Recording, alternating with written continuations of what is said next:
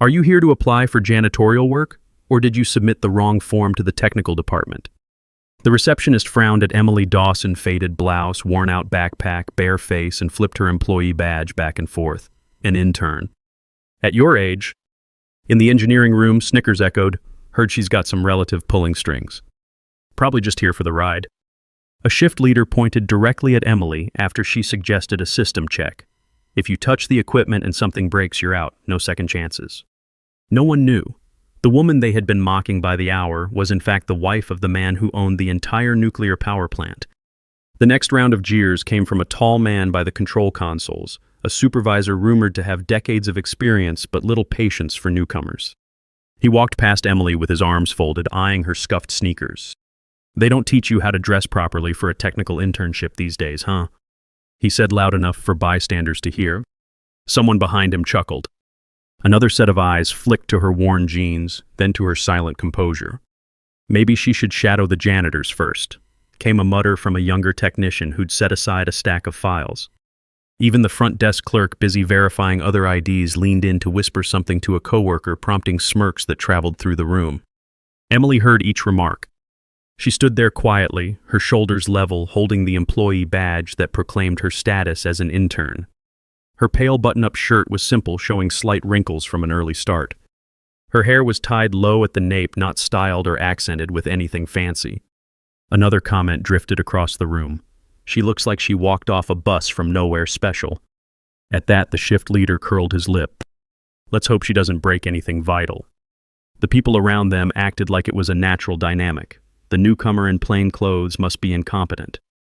Emily merely kept her stance, still gazing back with a calm that unsettled some who expected her to either lash out or crumble.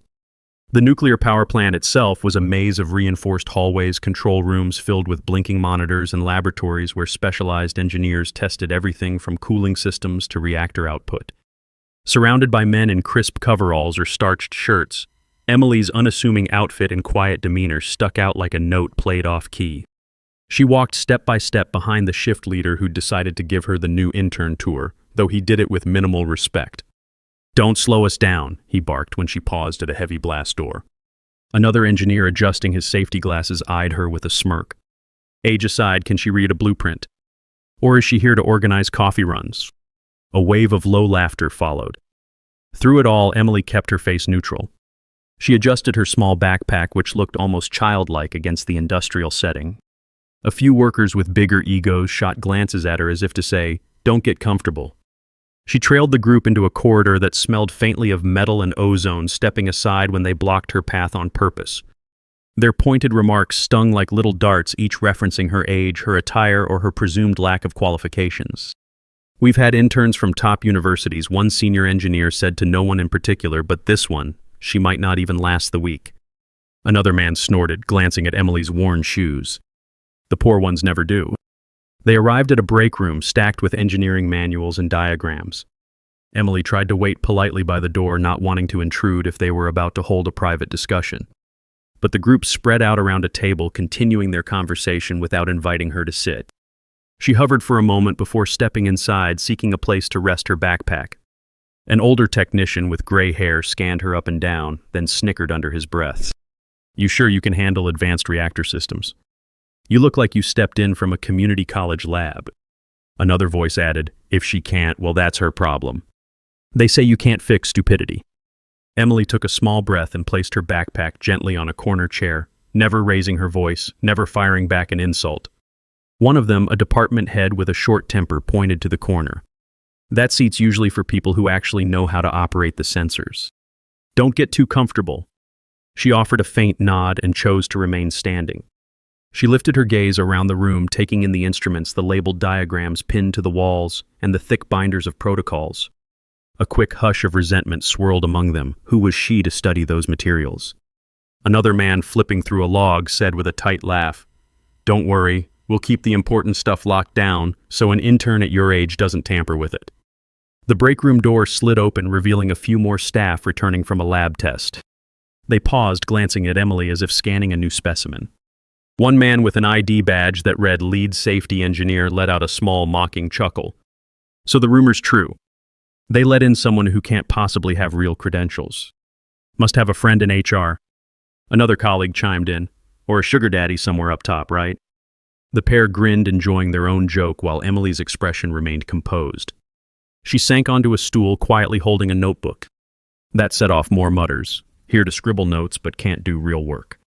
She flipped open the pages, though no one offered to show her the correct schematics or direct her to the day's tasks. They seemed content leaving her excluded. In that stifling environment, her presence radiated a peculiar calm, which they mistook for cluelessness. A younger engineer, likely in his 20s but eager to sound important, piped up, "We have a critical review next week. Make sure you don't volunteer to talk. Wouldn't want you messing up our reputation." The jabs continued like an endless chain, each biting at her age, her attire, her lack of apparent connections. All the while, Emily just listened, giving only minimal gestures that she heard them. Another man strolled in, ironically the HR liaison, but he only gave Emily a half nod, focusing on the others with a warm smile as though she didn't exist. Around noon, they shuffled to the cafeteria or took seats at the break room table to eat. Emily, with her simple lunch in a small cloth bag, tried to find a corner table. Instantly, she heard the whispers. A man in a manager's shirt whispered to the shift leader, "I heard she never even attended a known engineering program. Not a single publication to her name." His partner in gossip snorted. "Then what's she doing here?" "Probably trying to get a line on a future husband in the tech world." Their remarks carried across the room, thick with casual cruelty. Another group pitched in. "Look at that shirt, plain as a dishcloth. She must think an old blouse means humility. Here it means you're out of your league." Emily sat down, began unwrapping her small meal, a simple sandwich and fruit. She placed them neatly on a napkin. The hush near her table thickened. A woman from admin, swishing by with a tray of coffee cups, paused to deliver a sarcastic glance. "Oh dear, you didn't join the others for lunch at the staff table? Maybe you're more comfortable alone." A few heads turned stifling giggles. Emily's shoulders rose slightly, then settled as if acknowledging she'd remain the outcast. She ate in silence, ignoring the swirl of pity or scorn around her, focusing on each bite methodically. The cafeteria door whooshed open again, letting in more staff. Some pointed openly at Emily, exchanging remarks about her low ponytail, her scuffed sneakers, her posture that didn't scream desperation or anger, just steady calm. Mid-lunch, a minor alarm went off somewhere in the complex, likely a sensor reading that needed checking.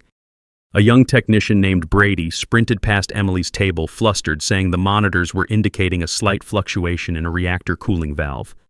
Emily stood up, stepping into the hallway to see if she could help. She quietly suggested they verify a particular sensor near the cooling array, referencing the manual's mention of that sensor being prone to false positives. Brady gave her a withering stare. "You think you know more about these systems than we do. Stick to your note-taking." Another older engineer chimed in. "She's read a couple lines in a manual and thinks she's an expert." Classic. They hustled away toward the control room, leaving Emily behind. A few minutes later, the alarm turned out to be a glitch in the sensor, exactly what Emily had suggested. But no one acknowledged her guess. Instead, Brady told a cluster of staff that we discovered the problem ourselves, eliciting nods. Passing by Emily, he offered a snide grin. "You can keep your theories to yourself, Ms. Intern. Next time, read the updated system logs first." She didn't protest or point out that she'd pegged the sensor as the culprit. She just resumed her calm stance, though the watchers gave her condescending looks like she'd been proven incompetent. Another man crossing the hallway with a folder of printouts muttered, "Watch out for the newbie know-it-all. She'll have us all messing with the system if she can." Snickers followed him. In the early afternoon, Emily found herself directed to a side office used for storing engineering documents. The shift leader, an impatient man with a gruff tone, led her inside. "Sort these files," he said bluntly, gesturing at a tall stack of disorganized binders. "We have no time to babysit someone who can't handle real engineering tasks yet." The implied insult hung in the air. He left without waiting for her reply. So she set to work, methodically flipping through each binder, carefully organizing them by date and relevance. As she worked, staff occasionally passed by, some asking, "Still playing file clerk, I see."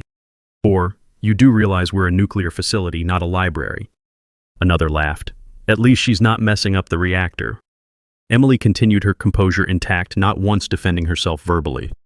By now, a few employees had placed bets on how quickly she'd quit or break down in tears. Someone joked about a 2-day mark. Someone else said she might hold out for a week, but no longer. A junior tech walked in just to watch her flipping pages, then left, rolling his eyes. Worthless, he whispered to a colleague. Yet nothing in Emily's posture suggested shame or defeat. She quietly compiled the documents, hands steady, eyes scanning each line. She stacked them in neat rows, ignoring the scorn drifting around her like static. Late in the day, she emerged from that side office carrying an armful of sorted files. In the corridor, a department head almost barreled into her. He snapped, "You're in the way," as if she were an inanimate obstacle. She quickly stepped aside, half bowing her head. Another staffer smirked. Careful, she might drop all that again. A fleeting memory tugged at her posture. Someone's voice once telling her, "In adversity, hold your head high.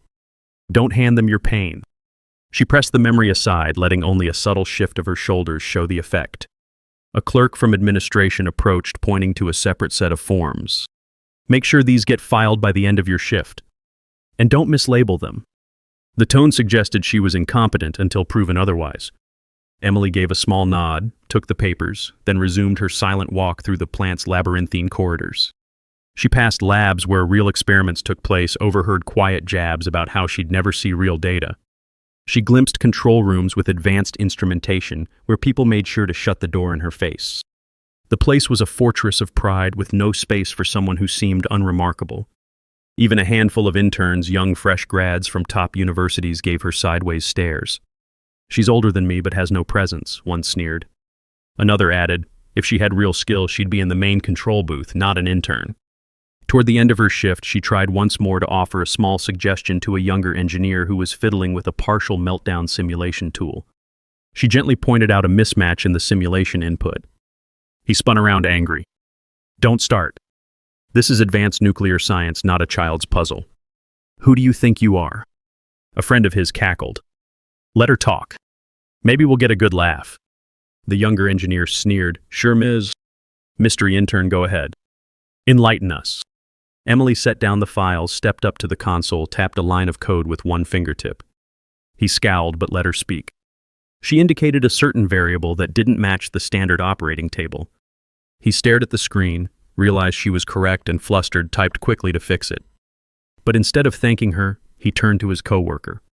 "We found the error ourselves, didn't we?" The coworker nodded. They basically froze Emily out, ignoring her as she stood there. Another staff member nearby whispered to a friend, "Acting like she's important.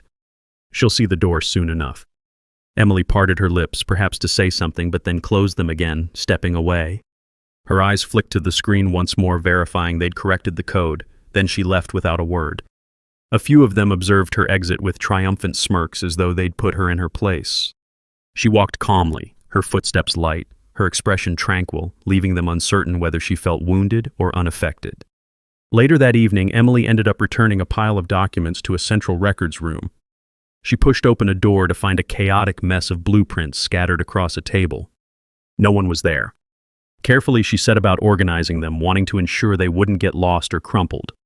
5 minutes in, a surly shift leader strode in, saw her touching the blueprints, and barked, "What do you think you're doing? You're not authorized to handle these. If they get damaged, it's on you." She paused, meeting his glare, then silently gestured to the disarray. He scoffed. "Stop rummaging around. People like you come and go. No one needs your brand of help." She gave a slight bow of apology, placed the papers back exactly as she found them, and left.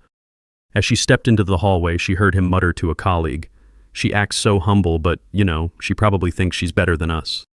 A sarcastic laugh followed. Another engineer joined in. "She's got the weird composure. Creeps me out." All these scornful voices gathered into a collective wave of mockery that seemed to define her entire day. Yet her posture never collapsed.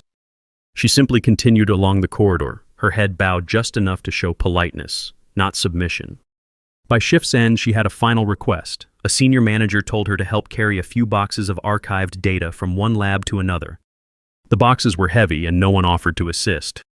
She hoisted them step by step through an empty corridor. Halfway there, she stumbled. A corner of one box caught on the doorframe and the entire stack teetered. Papers spilled across the floor. In that instant, it felt like a spotlight shone on her clumsiness. Several people passing by paused, one letting out a dramatic sigh. "See, that's what happens when amateurs come in." Another said, "We just can't rely on incompetent interns, can we?" A shift leader, noticing the commotion, pointed at the papers scattered around. "If you're not able to do the simplest task," he snapped, "maybe go home early and save us the trouble." Emily knelt in silence, collecting the files one by one, her calm even more apparent under their barrage of mocking. A short wave of disgusted murmurs. "She's not even defending herself. Guess she knows she's worthless." Then they carried on their way. Once she finished picking them up, she restacked the papers, neatly rose, and carefully continued to the next room as though every insult had left no visible mark. Her composure infuriated some who'd hoped for a meltdown. Others laughed, certain she'd quit by tomorrow. That night, alone in a small dorm-like room the company provided for interns, Emily ran a gentle cloth over her battered backpack as if dusting away the day's negativity.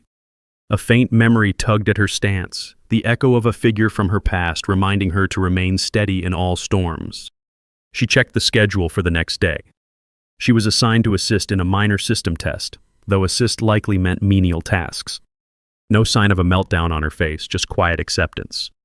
Meanwhile, at that very moment, a rumor spread among the staff that she was incompetent, out of place, or some powerless nobody. They had no clue about her real background. She too made no effort to correct them. She simply prepared to meet the next day's tasks with the same calm. To onlookers, it might have seemed she was oblivious to the cruelties. But in truth, something far deeper guided her, an unwavering sense of self that needed no outward validation. The hush in her small room was thick with unspoken tension. She set the alarm, each small action done with precision, then turned off the light. The following morning, she arrived earlier than the rest. The front desk guard eyed her suspiciously again. "Are you sure you're not lost?" The janitorial staff typically sign in at a different desk. She showed her intern badge, letting the guard examine it in detail. He sighed, still flipping it back and forth. "An intern? Sure. Maybe next time choose a better outfit so I don't have to question you." Emily merely nodded once. A manager happened to walk by, saw the exchange, and smirked. "You're a glutton for punishment, showing up so early. Don't blame us if there's no real work for you." She answered with a slight tilt of her head, something akin to an understanding bow, then stepped through the heavy security doors into the main corridor. Every staff member who passed gave her a condescending glance or a half laugh. Her plain blouse remained unchanged, a repeated statement of her quiet identity. A few interns fresh out of grad school wore sharp suits, name-dropping universities. They hardly acknowledged her.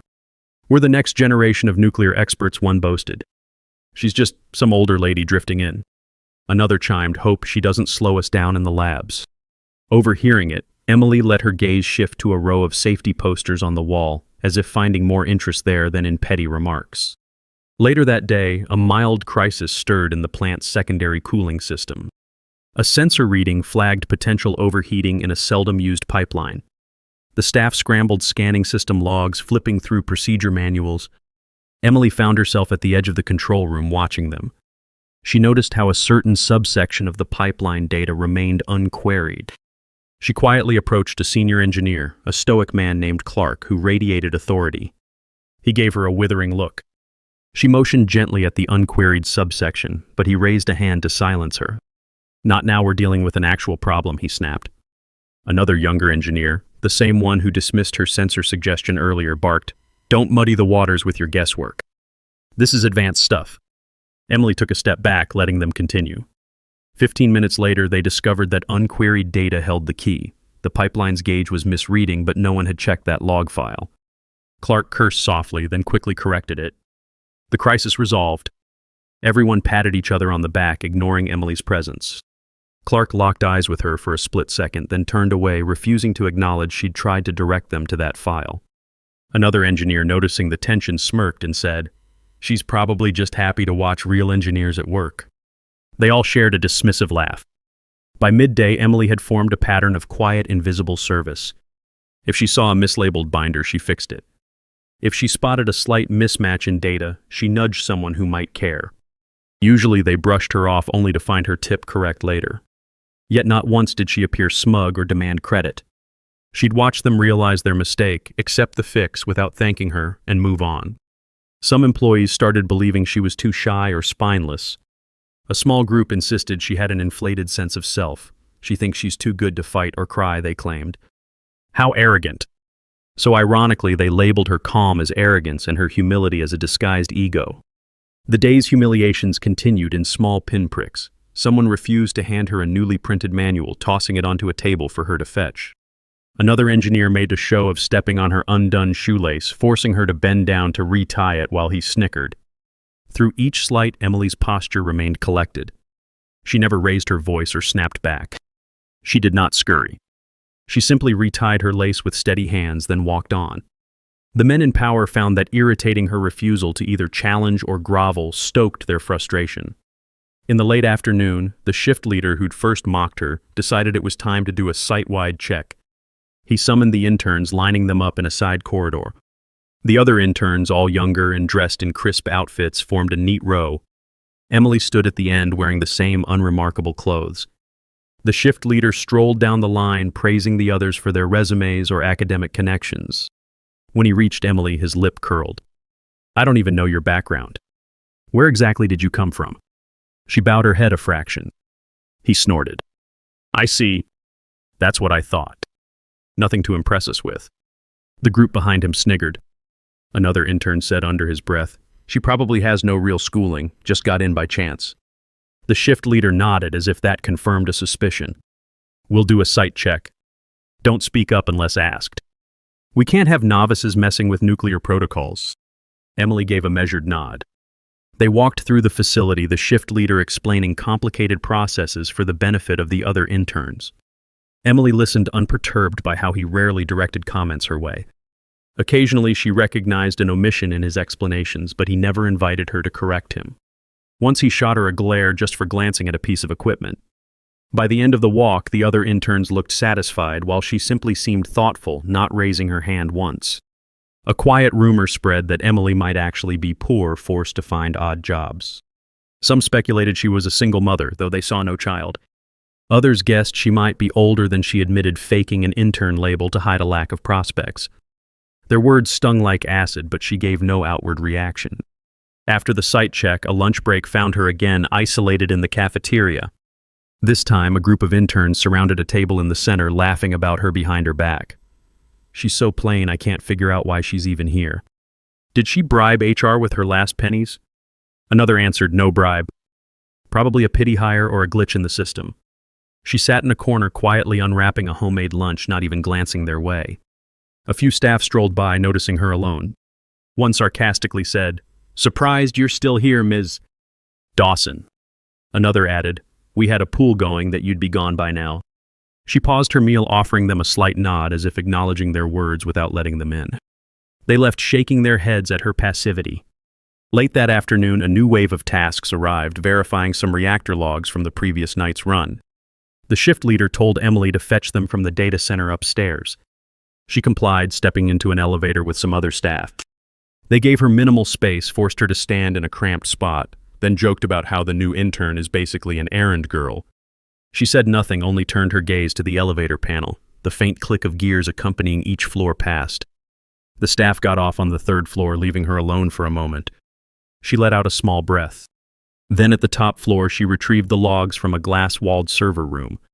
A man in an expensive suit, possibly a visiting consultant, spotted her rummaging through data. He offered a half-smile. She gave him a polite nod, scanning the stack of printed logs.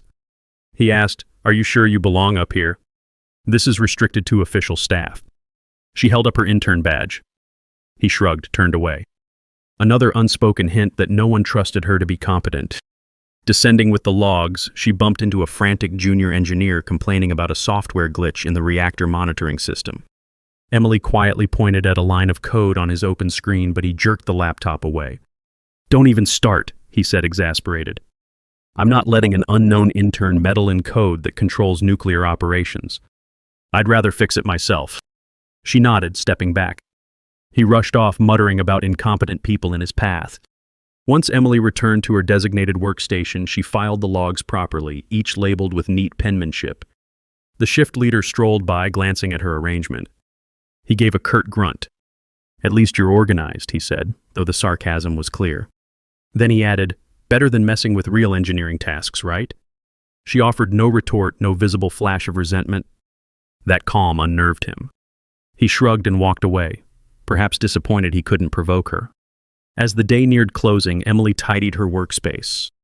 That's when the mocking truly ramped up again. A cluster of staff near the exit discussed her within earshot. One said she's too quiet. Maybe she's hiding something embarrassing like a criminal record or a worthless background. Another chimed in, we should run a real check on her. But if management let her in, there's some angle we don't see.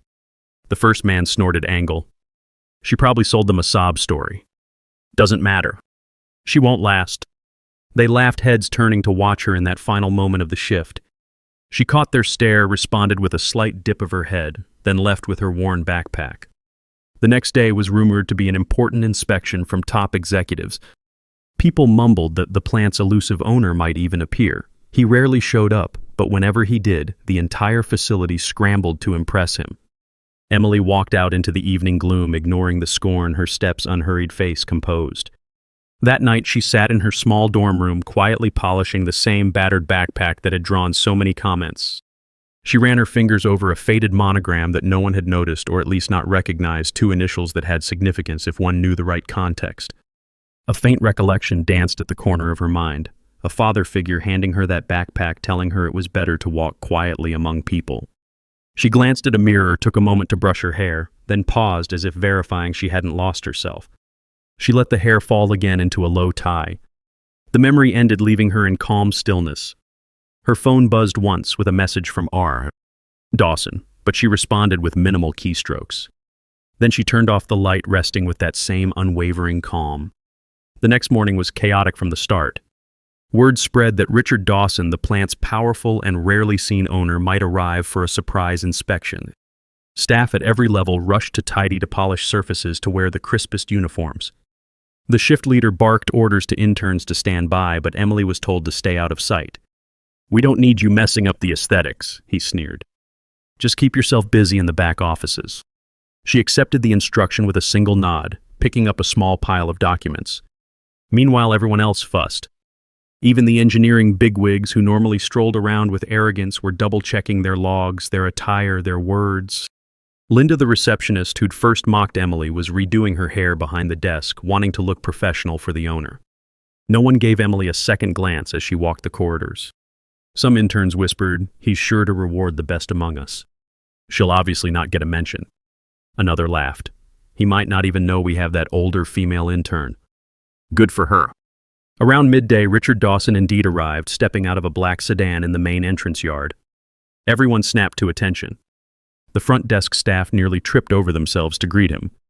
Senior managers lined up to shake his hand, offering practiced smiles.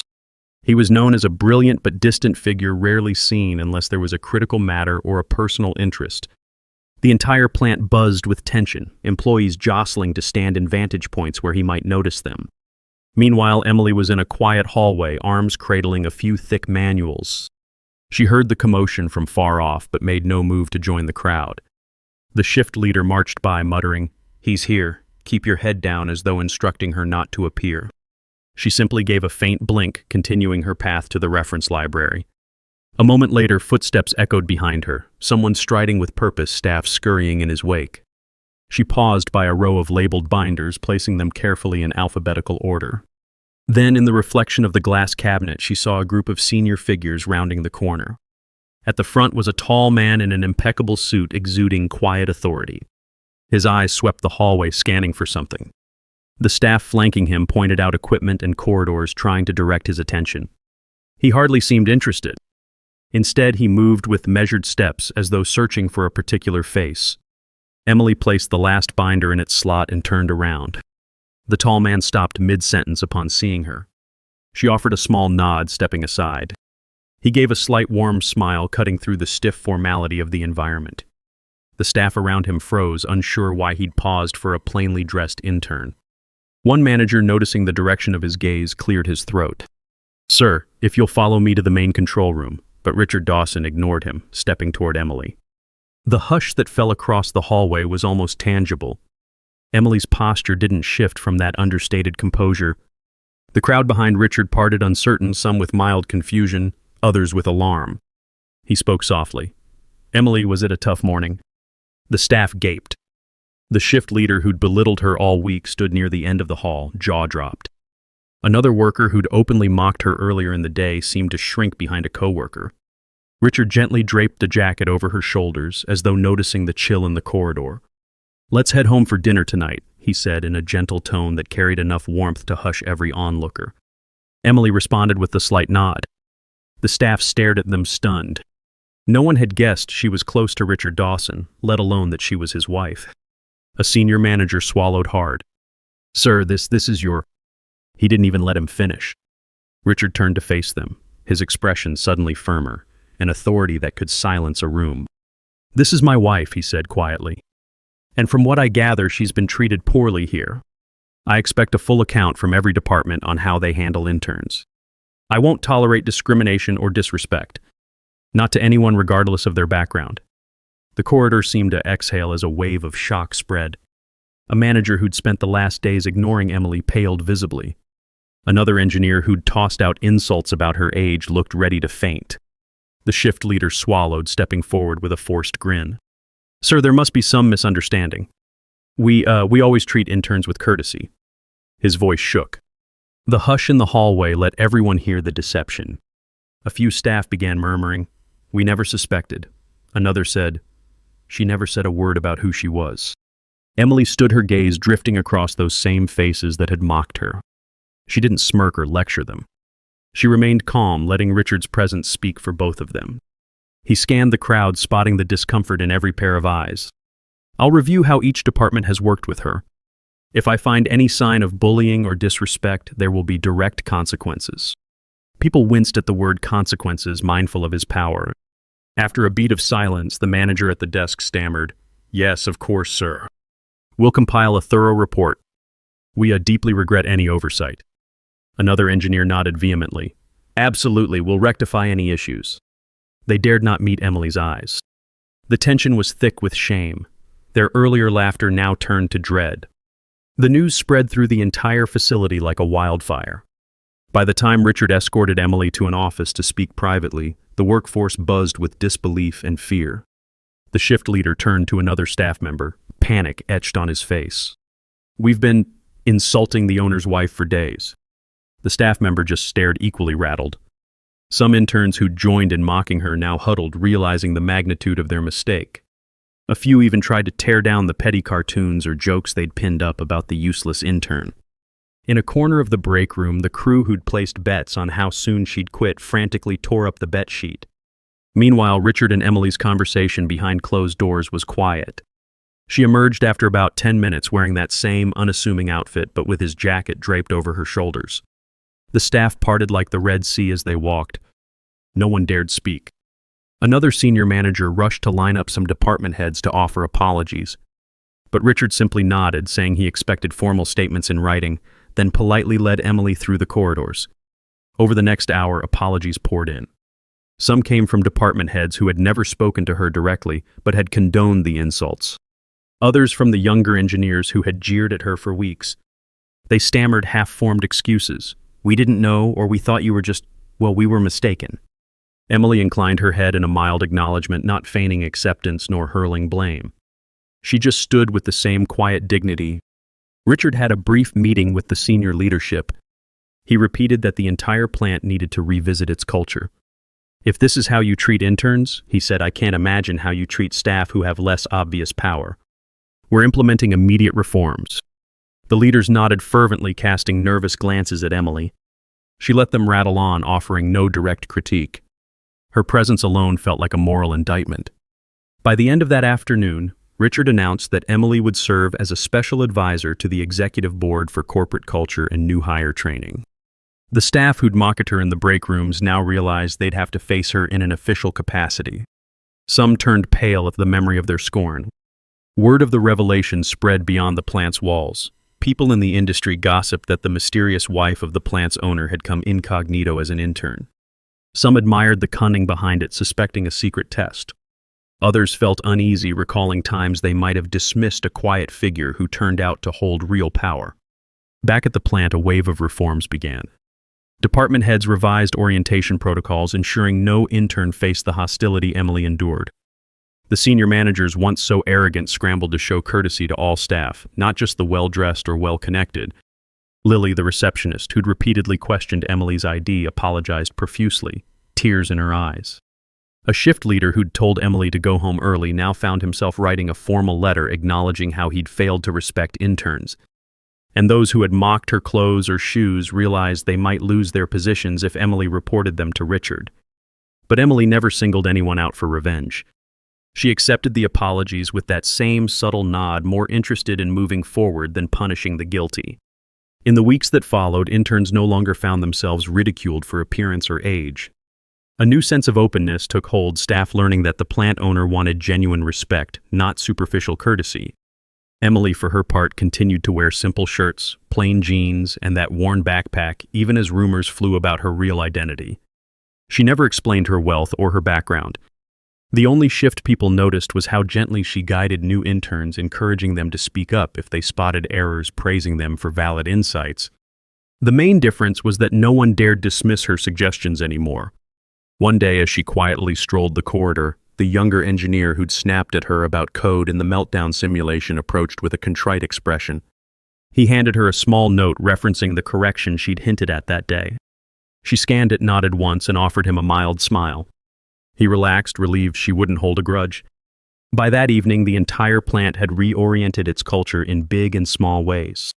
People no longer whispered about some older female intern. They referred to her with respect. The leadership recognized that if the owner's wife had chosen such a modest path, perhaps their own pride was misplaced. And so the quiet dignity that Emily had shown from day one became a kind of example for how they might treat each other with fairness, free from prejudice, not swayed by appearances. She never raised her voice. She never demanded they atone for their cruelty.